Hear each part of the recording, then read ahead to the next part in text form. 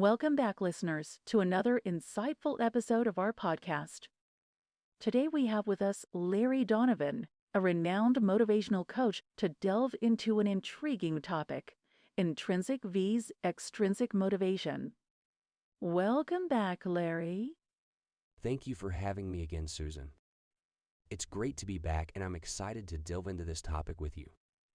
We're thrilled to have you.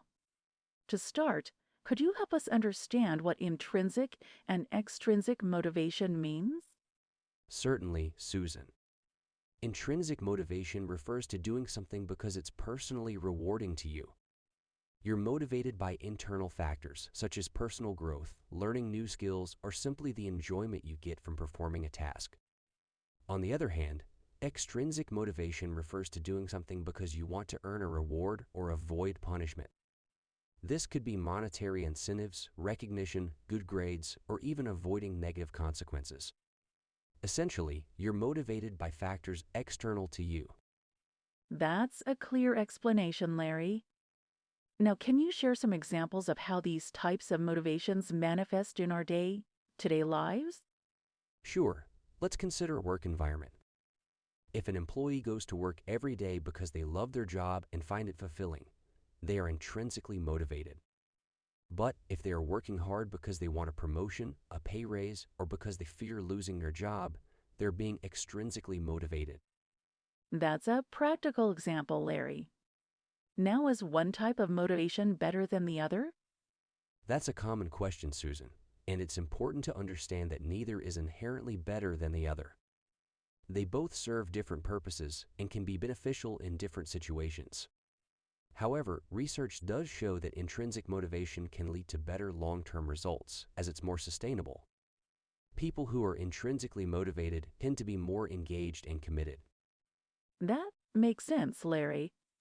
So how can we foster more intrinsic motivation, both in ourselves and others? Great question, Susan. There are several ways to foster intrinsic motivation. First, provide autonomy. People are more likely to be intrinsically motivated when they feel that they have control over their work. Second, ensure competency. People need to feel that they are capable of completing the task at hand. Lastly, it's important to establish a sense of relevance or purpose.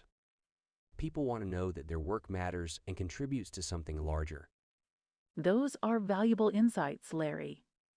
As we continue this conversation, could you share more about how understanding these motivations can benefit us in various aspects of our life? Absolutely, Susan.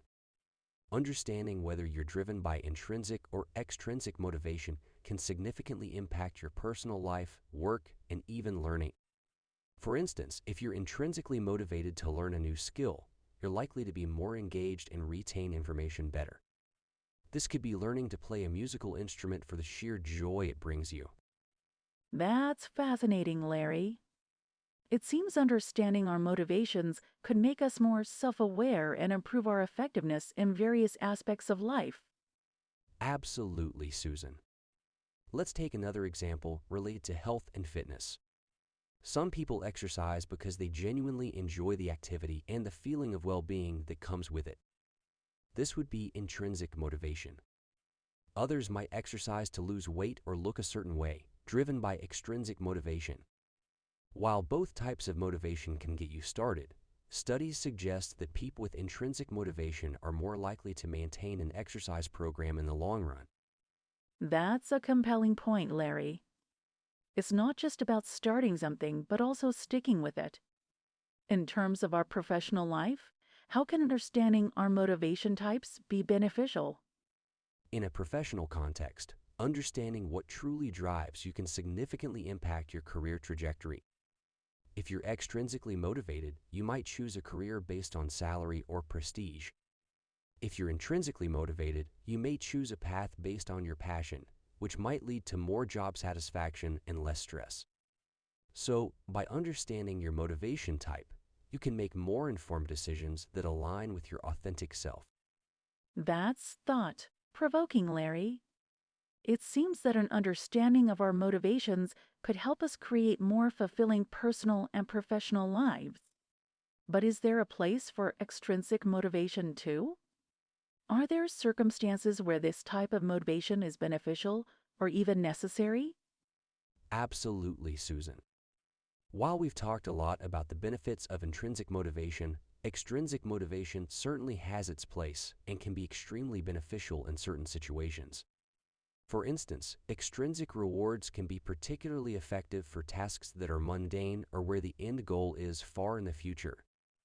Think about a job that isn't particularly engaging, but is necessary.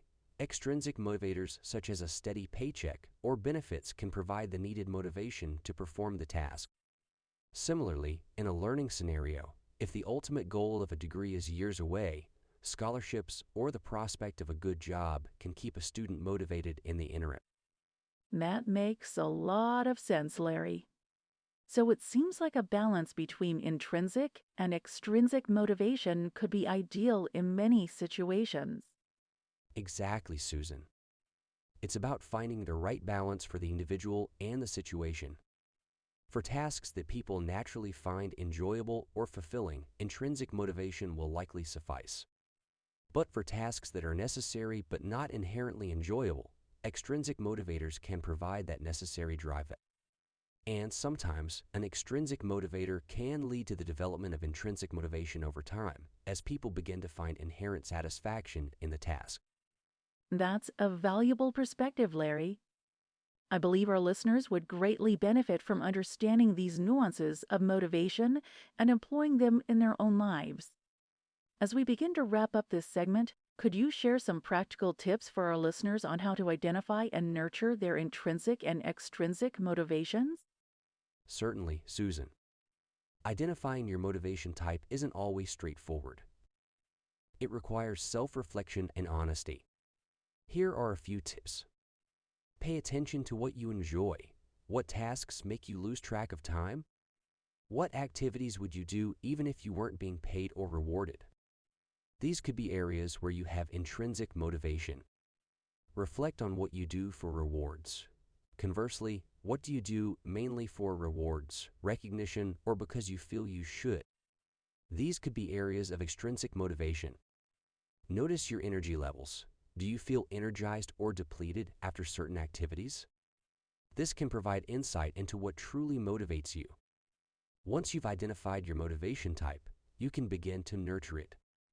For intrinsic motivation, find ways to incorporate more of what you love into your daily life. This might mean choosing work that aligns with your interests or finding hobbies that bring you joy. For extrinsic motivation, set clear goals and rewards. This could be a promotion at work, a fitness milestone, or a personal achievement. Just make sure the goal is realistic and the reward is meaningful. Those are great practical steps, Larry. Thank you for sharing. I'm sure our listeners will find them useful as they strive to understand and nurture their motivations. As we wrap up, do you have any final thoughts or advice for our listeners on this topic? Absolutely, Susan. As a final thought, I want to emphasize that everyone is unique. What motivates one person might not motivate another. So it's crucial to take the time to understand your unique blend of intrinsic and extrinsic motivations. Moreover, our motivations can change over time. As we grow and our life circumstances change, so too might what drives us. That's why it's essential to regularly check in with ourselves, reassess our motivations, and adjust our goals and actions accordingly. I'd also like to add that motivation isn't always constant. We all have days when we're more motivated and days when we struggle. That's completely normal, and it's important to be kind to ourselves during those less motivated times. Sometimes a break can do wonders for reigniting our motivation. That's such valuable advice, Larry. Motivation is indeed a complex and personal journey, and these insights you've shared today can serve as a guide for our listeners. I hope so, Susan. Understanding our motivations can truly make a difference in how we approach life, work, and learning. I encourage everyone to spend some time reflecting on what truly motivates them. It can be an enlightening experience. Absolutely, Larry. That's a perfect note to end this segment on. Thank you again for joining us today and sharing your wisdom on intrinsic and extrinsic motivation. It's been a pleasure, Susan. Thank you for having me, and I look forward to our next discussion. Absolutely, Larry. And we look forward to having you back as well. As we continue our conversation, I'd like to shift focus a bit. We've talked about individuals and their motivations, but how does this play out in a team or organizational context? How can understanding intrinsic and extrinsic motivation help leaders motivate their teams effectively? That's a great question, Susan. When it comes to motivating a team, understanding these types of motivation can be invaluable. A good leader knows that not everyone on their team will be motivated by the same things. Some people may be more driven by intrinsic motivation, finding personal satisfaction in their work. Others may respond more to extrinsic motivators like bonuses or recognition. One key to successful leadership is being able to recognize these differences and adjust your motivational strategies accordingly. For someone driven by intrinsic motivation, a leader might provide more autonomy and opportunities for creative problem solving. For someone driven by extrinsic motivation, they might set up a clear reward system or regularly recognize their achievements. It seems that a one-size-fits-all approach wouldn't work here. It's about understanding your team and what drives each member. Exactly, Susan. It's about individualizing your approach as much as possible within the constraints of the organization. It's also about creating an environment where both types of motivation are valued and nurtured.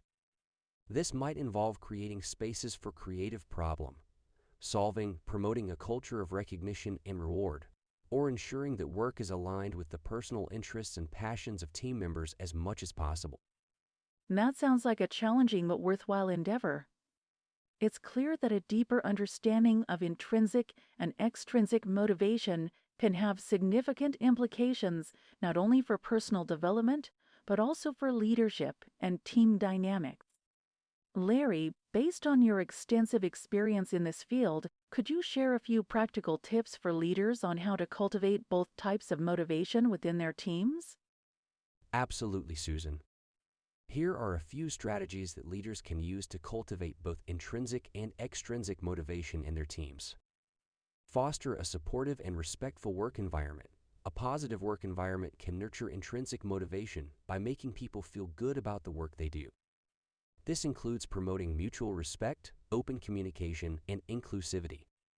Align tasks with individual interests and skills. People are more likely to be intrinsically motivated when they enjoy what they do and feel competent at it. Try to assign tasks that align with each team member's interests and skills as much as possible. Provide clear and regular feedback. Feedback can serve as both an intrinsic and extrinsic motivator. Constructive feedback can help people improve and feel more competent, boosting their intrinsic motivation. Positive feedback can also serve as recognition and validation, which are powerful extrinsic motivators. Set up a reward system. While intrinsic motivation is essential, don't underestimate the power of a good reward system. This can include financial rewards like bonuses, but also non-financial rewards like recognition, professional development opportunities, or flexibility in work hours. Encourage personal and professional growth. People are more likely to feel intrinsically motivated when they feel they are growing and developing. Provide opportunities for learning and advancement, and encourage team members to set and pursue their personal and professional goals. Those are excellent tips, Larry, and I'm sure our listeners will find them useful. Thank you for sharing your insights and expertise on this topic. It's clear that understanding and cultivating both intrinsic and extrinsic motivation can significantly impact our personal and professional lives. I believe that's a wrap for our podcast today. It's been a pleasure, Susan. I hope the listeners find the discussion valuable.